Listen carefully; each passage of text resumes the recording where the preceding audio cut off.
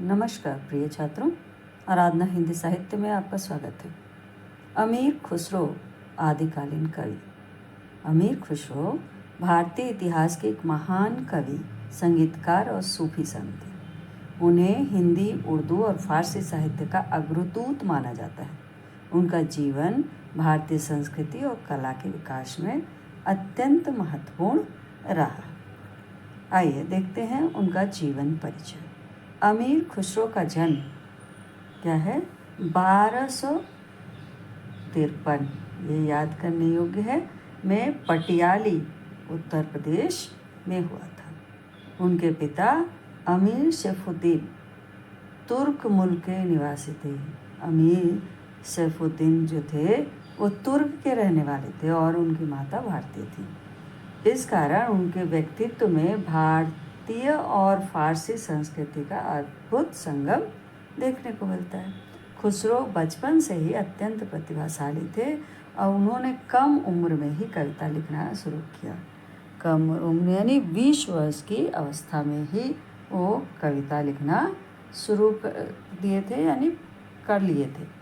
और वे दिल्ली सल्तनत के कई सुल्तानों के दरबार में रहे और उनमें अलाउद्दीन खिलजी जो थे वो प्रमुख, अलाउद्दीन जो खिलजी थे वो प्रमुख थे, हाँ, जिनके दरबार में रहकर वो कविताएं लिखा करते थे।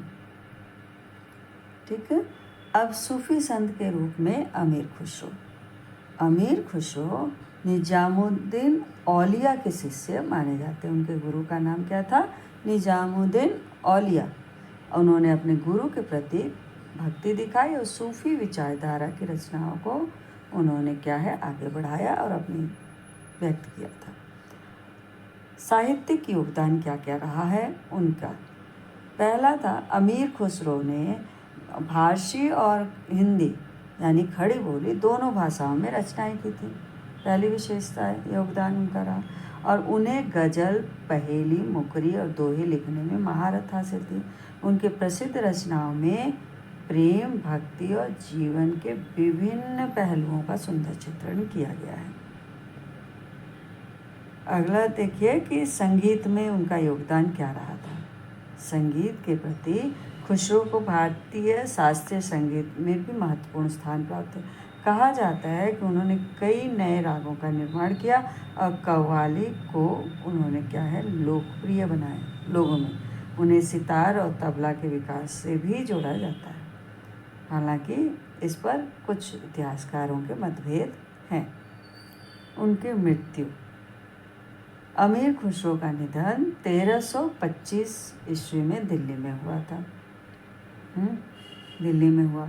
उनकी समाधि अपने गुरु निजामुद्दीन औलिया के दरबार के पास स्थित है। निष्कर्ष ये है कि अमीर खुसरो केवल एक कवि नहीं थे, बल्कि वे भारतीय संस्कृति के एक महान व्यक्तित्व थे, जिन्होंने साहित्य, संगीत और सूफी परंपरा को समृद्ध बनाया। उनका योगदान आज भी भारतीय समाज में जीवित है।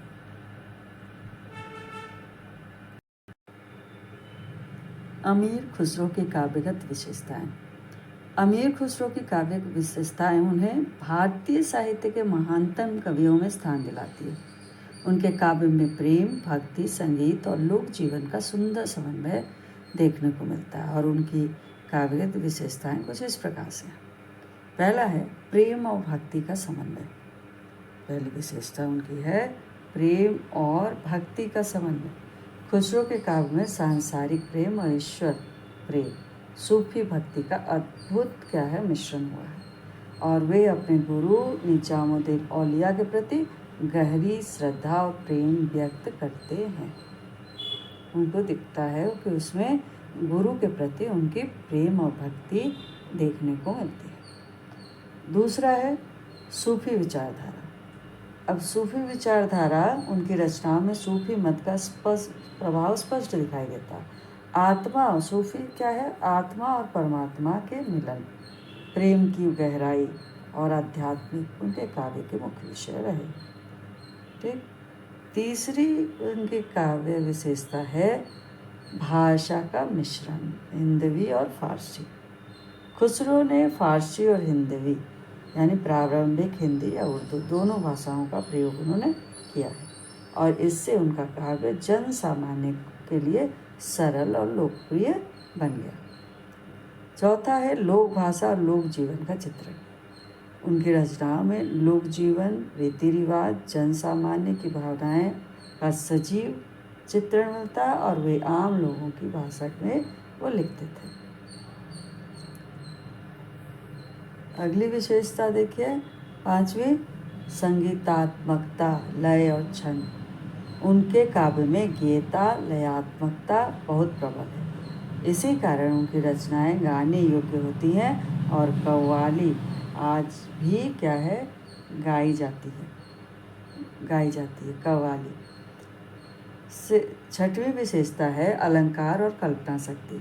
खुसरो ने अपने काव्य में उपमा, रूपक और अन्य अलंकारों का सुंदर प्रयोग किया है। उनकी कल्पना शक्ति भी अत्यंत क्या है समृद्ध मानी जाती है। पहेलियाँ और मुकरियाँ। उन्होंने मनोरंजन के लिए पहेलियाँ और मुकरियाँ भी लिखी हैं जो आज भी लोकप्रिय हैं। इसमें उनकी रचनात्मकता और चातुर्य का पता चलता है। आठवीं विशेषता है देश प्रेम और सांस्कृतिक समन्वय। उनके काव्य में भारतीय संस्कृति के प्रति प्रेम और विभिन्न संस्कृतियों के समन्वय की भावना दिखाई देती है। निष्कर्ष ये है कि अमीर खुसरो का काव्य सरल, मधुर, भावपूर्ण और आध्यात्मिकता से परिपूर्ण है। उनकी काव्यगत विशेषताएं उन्हें भारतीय साहित्य का अनमोल रत्न बनाती हैं।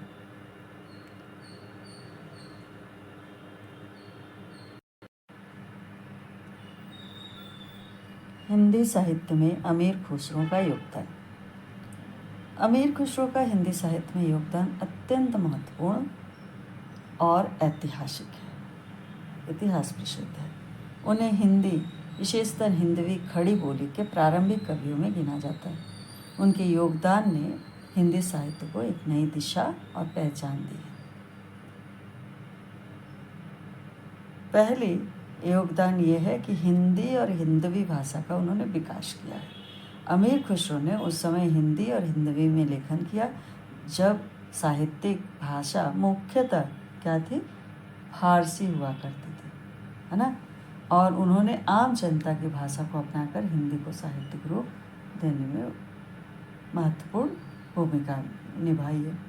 भाषा का समन्वय, उन्होंने हिंदी और फारसी का सुंदर मिश्रण किया और इससे एक नई साहित्यिक शैली विकसित हुई जो आगे चलकर हिंदी और उर्दू दोनों के विकास का क्या है, आधार बनी। लोक साहित्य को समृद्ध करना। लोक साहित्य क्या था कि खुसरो ने लोक भाषा में गीत, पहेलियाँ, मुकरियाँ और दोहे ये लिखे और उनकी रचनाएं आज भी लोक जीवन में प्रचलित हैं और जनमानस से वो जुड़ी हुई हैं। चौथी योगदान है गेय काव्य परंपरा का विकास। उनकी रचनाएं अत्यंत लयात्मक और गेय हैं और उन्होंने संगीत और काव्य का अद्भुत संगम प्रस्तुत किया है, जिसमें उनकी रचनाएं आज भी कव्वाली, है ना, ये कव्वाली है ना, और लोकगीतों में गाई जाती है। सूफी काव्य की स्थापना। खुसरो ने हिंदी में सूफी काव्य धारा को प्रस्तुत किया और प्रेम, भक्ति और आध्यात्मिकता के माध्यम से उन्होंने मानवता और ईश्वर के संबंध को सरल भाषा में क्या है, उन्होंने इसको समझाया।